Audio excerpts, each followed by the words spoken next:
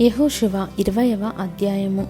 మరియు యెహోవా యెహోషువకు సెలవిచ్చినదేమనగా, నీవు ఇశ్రాయేలీయులతో ఇట్లనుము, తెలియక ఏ పొరపాటున ఒకని చంపిన నరహంతకుడు పారిపోవుటకు నేను మోషే నోట మీతో పలికించిన ఆశ్రయపురములను మీరు ఏర్పరచుకొనవలెను. హత్య విషయమై ప్రతిహత్య చేయువాడు రాకపోవునట్లు అవి మీకు ఆశ్రయపురములగును.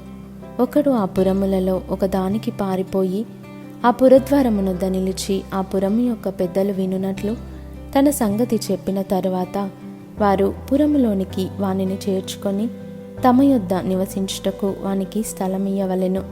హత్య విషయంలో ప్రతిహత్య చేయువాడు వానిని తరిమిన ఎడల వాని చేతికి ఆ నరహంతకుని అప్పగింపకూడదు.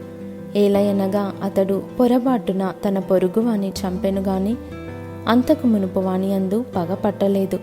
అతడు తీర్పు నొందటకై సమాజమునెదుట నిలిచి వరకును, తరువాత ఆ దినములోనున్న యాజకుడు మరణము నొందు వరకును ఆ పురములోనే నివసింపవలెను. తరువాత ఆ నరహంతకుడు ఏ పట్టణం నుండి పారిపోయెనో ఆ పట్టణమునకు తన ఇంటికి తిరిగి రావలెను. అప్పుడు వారు నఫ్తాలీల మన్యములోని గలిలయలో కెదెషును, ఎఫ్రాయిమీల మన్యమందలి షెకెమును, యూదా వంశస్థుల మన్యమందలి హెబ్రోనును, కిర్యతర్బాను ప్రతిష్టపరచిరి.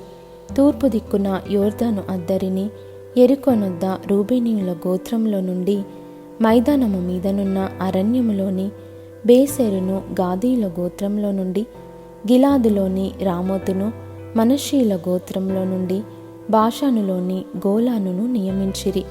పొరబాటున ఒకని చంపినవాడు సమాజము ఎదుట నిలువకమునుపు అక్కడికి పారిపోయి హత్య విషయమై ప్రతిహత్య చేయువాని చేత చంపబడకయుండునట్లు ఇశ్రాయేలీయులకందరికిని వారి మధ్య నివసించు పరదేశులకును నియమింపబడిన పురములు ఇవి.